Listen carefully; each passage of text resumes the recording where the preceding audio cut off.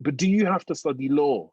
And that's a really interesting thought. And I don't know if somebody has raised the question, but I saw something in the chat around whether you'd have to still do a qualifying law degree if you wanted to study the bar or not. Because I recently did a show similar to this with Courtney Griffiths QC, which some of you may know, a very well-known QC who practices in criminal defense.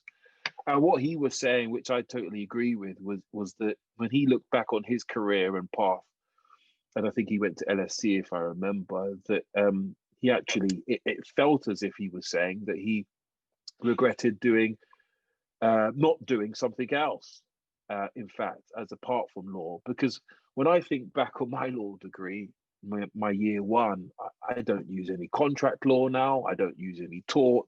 I don't use any public law. I don't use any EU law. I don't use anything apart from criminal and family law, of which I studied criminal law in my second year, and family law I chose as my option in my third year.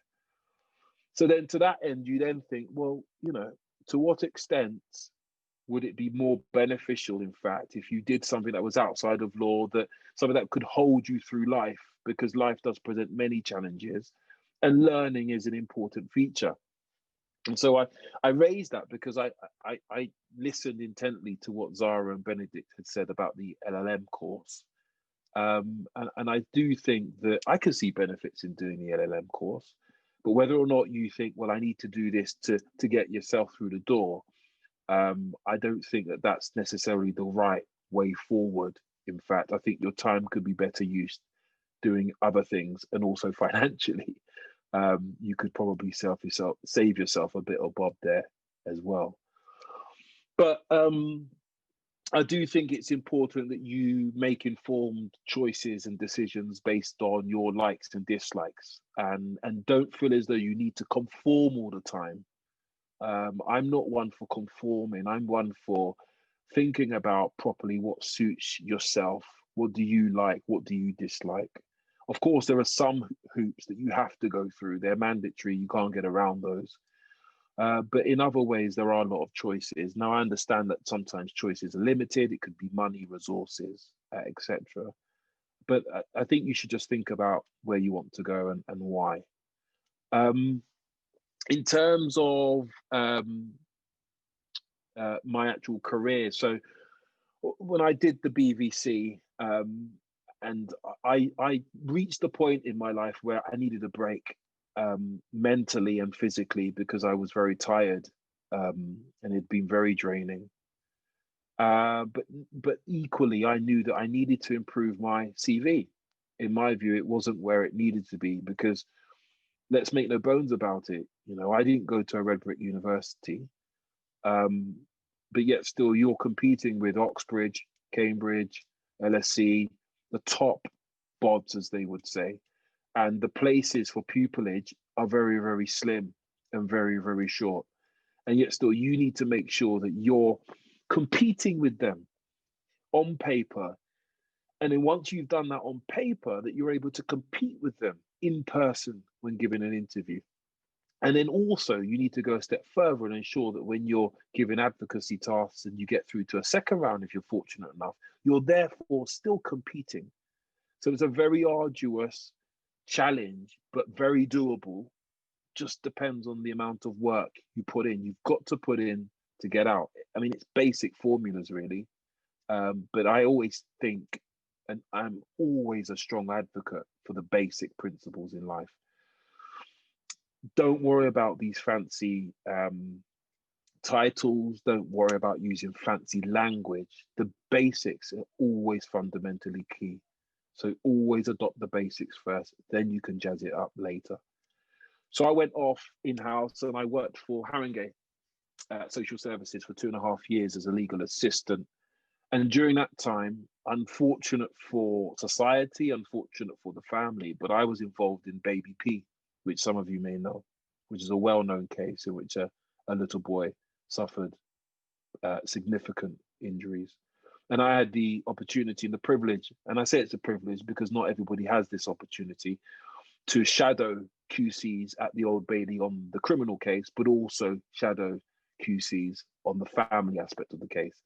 And that experience took my CV to, and I have to be honest, a different level. Because then when I did apply for pupillage to family law sets, to common law sets, criminal sets, they all literally, and I kid you not, they all wanted to speak to me because I applied. At that stage, it used to be called OPAS, and that was the platform for applying for pupillages. I think it's now called Pupillage Portal or something else, but at that stage, it was called OPAS. And you could only apply to a maximum of 12. And I got all 12 interviews that wanted to speak to me, and I couldn't believe it. Again, it was another blown off your chair moment in my life. I could not believe. But then when I think about that, I think, well, had I applied in 2007, would I have got 12 interviews? Probably not. Had I applied in 2008, 2009, probably not.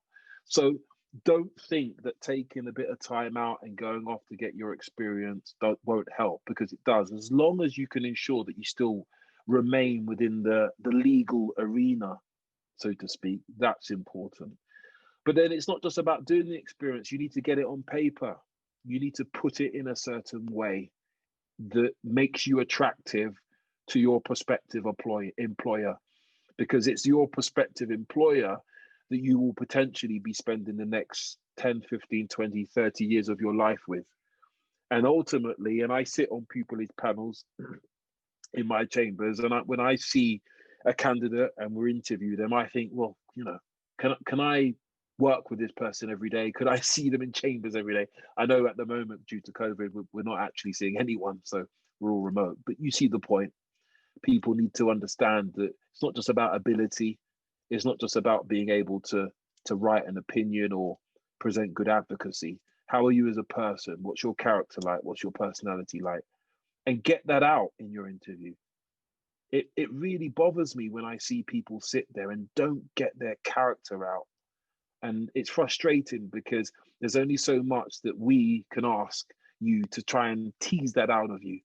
I remember in my interviews, I always talked about football, I talked about my interests, and always brought it into what we were talking about. But it meant that they got a more holistic understanding of who I was as a person.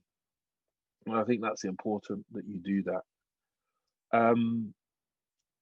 So coming back to those interviews, I think I got 5 or 6 offers from those 12. And obviously I went through a process, and leading up to that, I must confess to you, in fact, that when I had just left the BBC, I did apply speculatively, and I got 0 interviews. So it really showed me that I wasn't ready yet. But that's not to say that you might not leave the BPC or BPTC, whatever it may be called, and think, do you know what, I am ready. You know when the timing's right, go for it, and make sure that you do your best and give it your best shot. And then over the years, I mean, I've done some fantastic trials. I've represented some really interesting people, and got some really good results, and obviously had bad results along the way as well, or certainly results that you didn't want. But that's the nature of the game, really. But just finally, I think I should say that the bar can be daunting. It can be challenging, and I'm not going to dress it up that it's all roses, because even with roses comes thorns.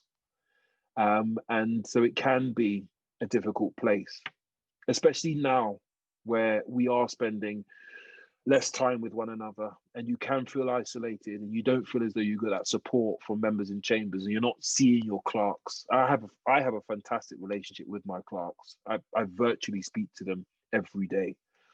But it is important that you understand that it is challenging, but with every challenges, you need to bring your skills. And as I said, if you bring your 3Ds with you, you'll be fine.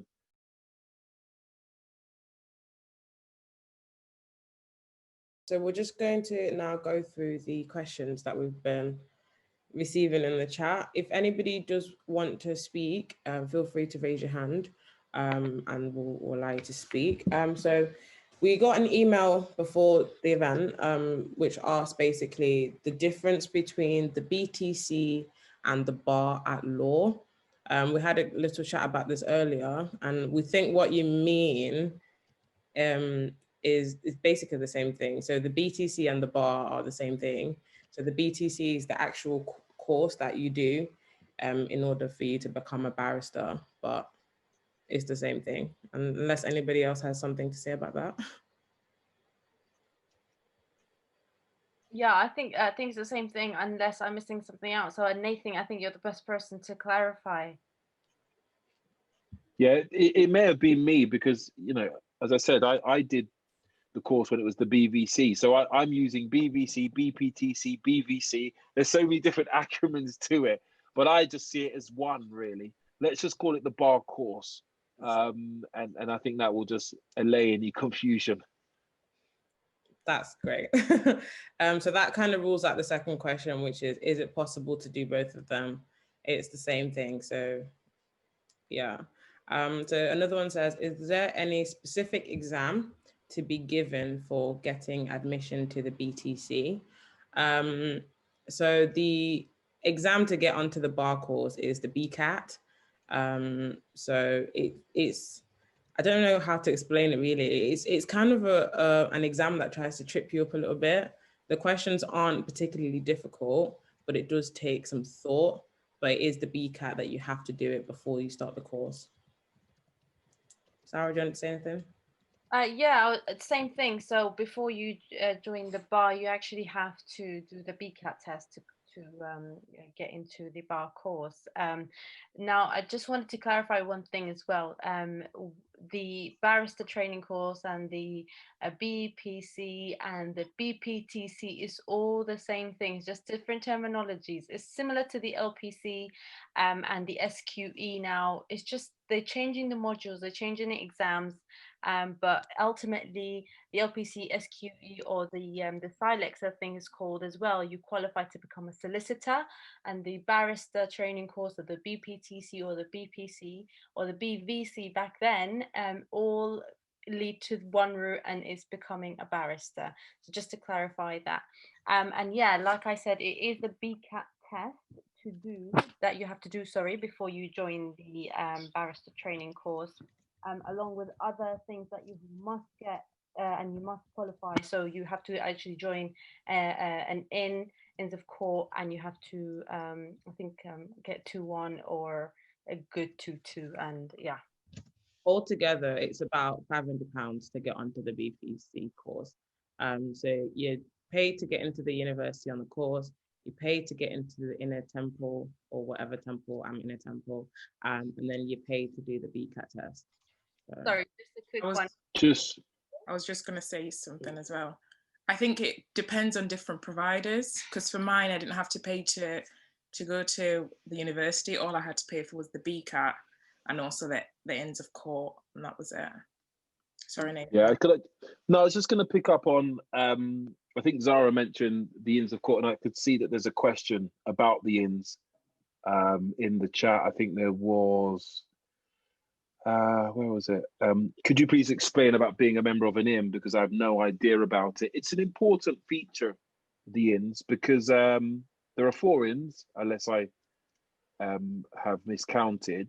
I'm a member of Inner Temple, and the inn can provide a real good sense and source, in fact, of support for you, training, and it also allows you to meet with different people from different sets of chambers in totally different areas of law. And I recently did the pupillage advocacy weekend away, which is something that some of you will have already done or will be doing very soon through your inns. And I was one of the group leaders. So what happens is, if COVID wasn't around, we would all go off to, I think it's Cumberland Lodge, which is in the south somewhere. And you would have judges, real judges, you would have barristers who would be group leaders, and you would have students, and you would do advocacy tasks, you would do a professional ethics task, and then you would also have keynote speeches. And this year it was really good, even though it was online and Zoom for 3 days. It was on Modern Slavery Act and how it impacts on us as barristers and also in society and in law. So the inns are very valuable. You'll also need to do your sessions and dinings with them as well. I believe it's 12 times from my recollection, but I really enjoyed it, and obviously enjoyed the fine dining, and the food was great as well. Right, yeah. I can't leave that bit out. So I think the next question. I was just going to add as well, we've not had that experience this year because of COVID. We've had our qualifying sessions virtually, but that's what I mean, that is